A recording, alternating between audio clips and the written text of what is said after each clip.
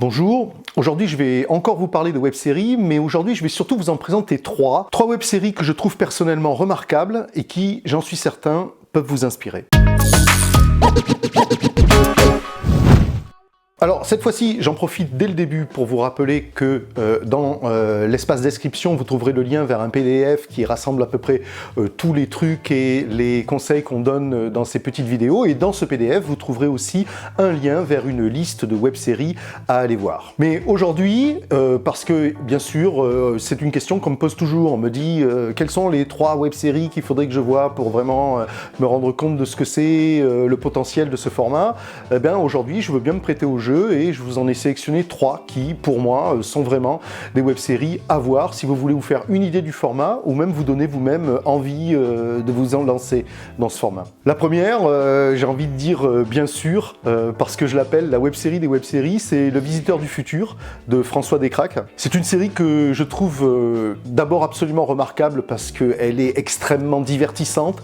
Quand on se lance dedans, on est accroché tout de suite, on est happé par un récit qui est vraiment complexe, sophistiqué, drôle, original, toujours dynamique, et on ne peut que aller jusqu'au bout. C'est vraiment pour moi un exemple aussi de scénario au format court, parce que cette série, vous le constaterez par vous-même, elle démarre par des sketchs qui n'ont peut-être même pas vocation d'être suivis d'autres épisodes.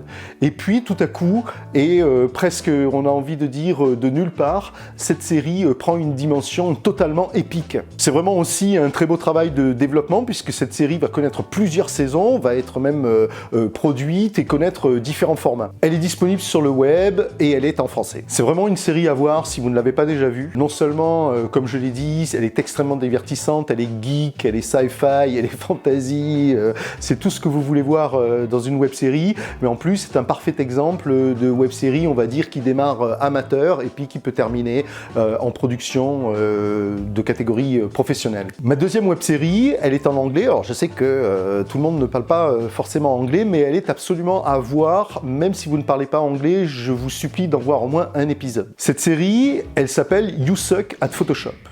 Et cette série, elle est absolument unique et absolument extraordinaire parce qu'il n'y a absolument aucun acteur dans cette série. Tout ce que vous verrez tout au long des épisodes, c'est un écran d'ordinateur et vous entendrez la voix de Donnie, le personnage principal, vous donner en fait un cours de Photoshop. En effet, chaque épisode est un tutoriel et vous entendez la voix de votre professeur virtuel, Donnie, qui est un sacré spécialiste en Photoshop, croyez-moi, mais qui va aussi, au cours de ses leçons, vous raconter sa vie. Sa vie qui, d'ailleurs, surgit dans l'écran lorsque ses amis l'appellent par vidéo ou par chat interposé, ou lorsque, en voix off, on entend l'environnement dans lequel il se trouve. C'est une série qui est absolument hilarante, bien entendu, si vous parlez anglais. Si vous ne parlez pas anglais, vous verrez surtout la performance technique et la performance d'écriture que représente cette série.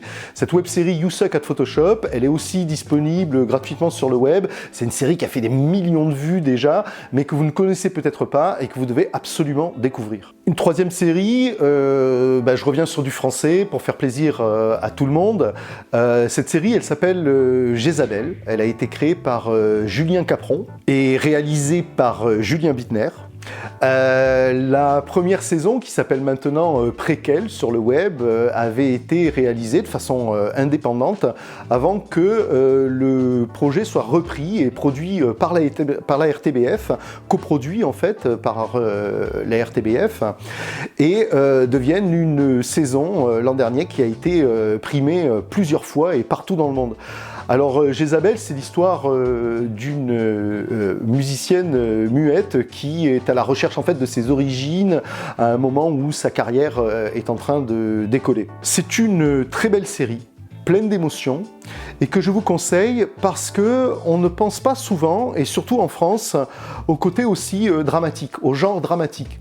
Dans des pays comme le Canada ou en Australie, c'est un genre qui est souvent exploité en format court. Mais en France, chaque fois qu'on parle de web-série ou qu'on parle de format court, on a plutôt tendance à penser comédie, à penser même parodie. Alors qu'en fait, le format court se prête aussi à raconter des histoires dramatiques, pleines d'émotions. Et je vous conseille franchement Jézabel, qui est un très beau travail. Et enfin, Romain Meutane, j'en donne quand même une 4e, bien entendu, toujours plus. Si j'en ai une 4e, alors là, j'ai pas non plus beaucoup d'hésitation. Parce que si on parle d'écrire au format court, et si vous voulez vraiment une leçon d'écriture au format court, il y a une série qui, elle aussi, est disponible gratuitement sur le web et que vous trouverez facilement. De toute façon, on vous redonne les liens dans la description. Cette série, elle s'appelle Pairings. C'est une série qui a été écrite et réalisée par Ed Robinson. C'est une série, vous verrez, qui est particulièrement inventive dans son écriture parce qu'elle utilise tout un tas de trucs pour faire des ellipses et finalement nous raconter une histoire qui est très complexe parce que c'est non seulement l'histoire du personnage principal, mais aussi de tous les personnages qui l'entourent, son frère, sa belle-sœur, son meilleur ami, et une histoire qui est vraiment très jolie, qui va aussi vous emmener, et je vous assure, quand vous démarrez un épisode, vous enchaînez très rapidement sur le 2e, le 3e, le 4e, c'est extrêmement addictif, comme on dit. Alors c'est une série qui est en anglais encore, mais franchement, si vous parlez un petit peu anglais, ne vous en privez pas, c'est vraiment une belle leçon d'écriture sur un format court, avec des épisodes qui font seulement quelques minutes. Voilà, pour le PDF, je vous en ai déjà parlé, il est en description. Puis vous, si vous avez des idées, des commentaires, même des liens à nous envoyer vers des formats courts que vous avez vus et que vous voudriez conseiller, nous conseiller ou conseiller aux copains, n'hésitez pas, l'espace de commentaires vous est ouvert. Et puis quant à moi, je vous dis à très bientôt pour une prochaine vidéo.